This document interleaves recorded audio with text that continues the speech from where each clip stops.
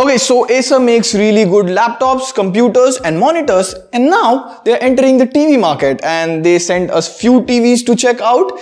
There's a 42-inch TV and a 50-inch TV, and there's a 58-inch TV.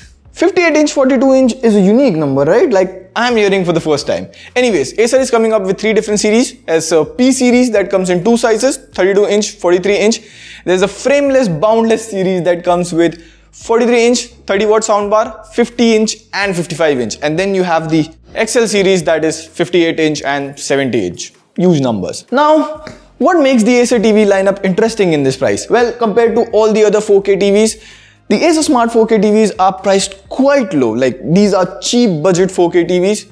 You know, TV prices have increased due to the increased custom duties. So, all of that, and we are putting all of these TV to test. My name is Prateek. You're already watching TechWiser, and this is the early impressions of the Acer TV, and knives out. Let's go. Okay, so straight up to the inbox content. And that was a quick job.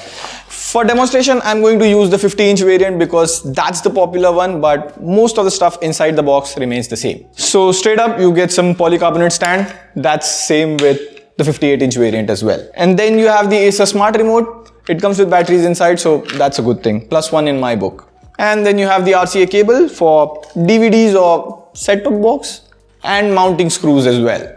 And you get this huge TV wrapped up in cryofoam.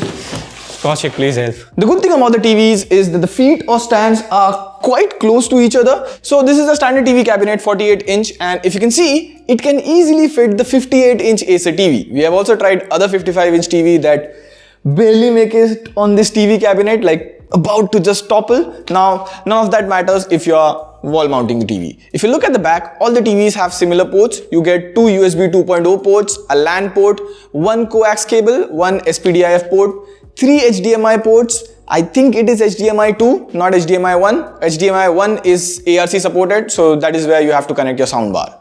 And 1 headphone jack. Whoa, that's a lot of ports, but they should have been in L-shaped bracket. That makes it easier to connect all the devices from below the TV if you're wall mounting it. And even though the stands are polycarbonate, but they are strong and wide enough to support the entire TV without any wobble. And weirdly, the 50-inch TV has slimmer bezels than the 58-inch one. Maybe that's why this is frameless, borderless or boundless series. It's all in the name, you get it? But what matters is what's between the bezels, the display. And whoa, that's a bright one, bro. Let's talk about the display. Talking about the display, Acer is offering a 10-bit VA panel of A+ grade with HDR10+, so it should be interesting to see how well it performs on this canvas. I did a video on 10-bit panels and the conclusion was that phone screens are too small to notice a difference. Hopefully, we'll see the difference on the bigger screen. Now, TVs usually say 10-bit, but that's 8-bit plus 2-bit FRC. In simple terms, 8-bit plus FRC TV just picks 2 color closer to the actual color and flicker it to fool your eyes to believe you're seeing the actual color. But this is true 10-bit and it can show 1.07 billion colors.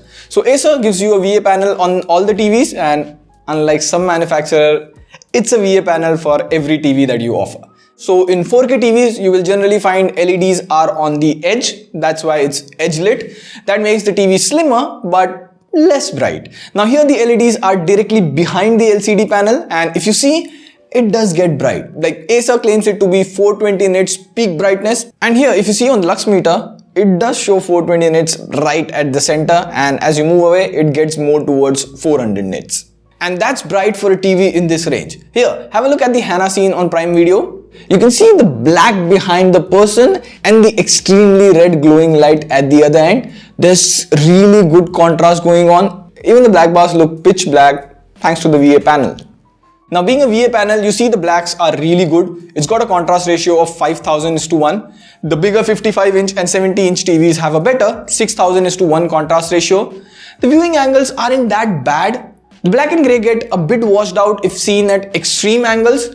Now it does HDR 10-bit videos, HLG format. However, there is no Dolby Vision. But for the price, I guess that's okay. One thing I love that they have a custom sound menu and display settings. So when you press the sound button, the sound menu comes at the bottom. They have some predefined settings. You also get 5 different display modes. I liked the movie one most. I personally prefer warm colors on my TV. Now here you can hit the gear icon and then adjust all individual picture settings. It's a good custom menu touch. The menu has really different options for individual customizations. The speakers are really loud with 24-watt speakers that offer a good sound. I find it loud. Let's play a non-copyright music so you can have a better judgment. Your mind works, yeah, you leave me wondering what it's like to feel your skin. I will keep on trying to. Now, of course, there's no Dolby Atmos support straight from the TV. So if you have a Dolby Atmos setup or soundbar, you would have to purchase a Fire Stick and basically do a HDMI pass-through. And speaking of this remote, it has a mic to pass voice command and it's fine, which actually it never worked for me, but Google is to be more blamed on this than Acer itself. Please Google, fix Android TV, for the love of OTT, please fix it. Well, I have my thoughts about the remote. For someone who loves buttons, there are a lot of buttons. Like if you want Prime Video, there's a button. You want a keyboard, there's also a button. And you want to mute this thing, there's again a button.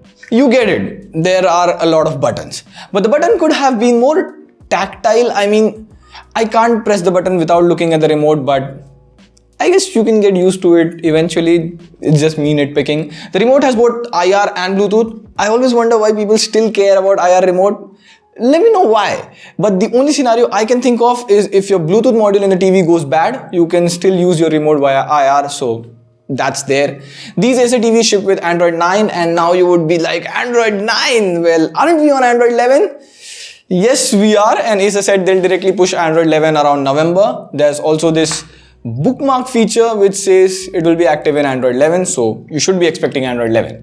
But during my brief usage, I found out that the TV randomly restarts without any reason. Now, it could be a pre-production bug. We asked Acer about that and they said, thank you, and a fix has been sent to all the affected TVs. Now, it's an Android TV. You get Google Play Store and you can install pretty much all Android TV apps like Netflix, YouTube, Prime Video, Amazon Music, Hotstar. You know all the names and the ones that you should not know also. But here's a good app called Send Files to TV. I personally use it. If you want to sideload APK files on your TV, it's faster to download on your phone than use this app and send it to your TV. It comes with 16 GB of storage and 2 GB of RAM, so you can download and play some big games like Asphalt from Google Play Store, with a good gamepad, of course.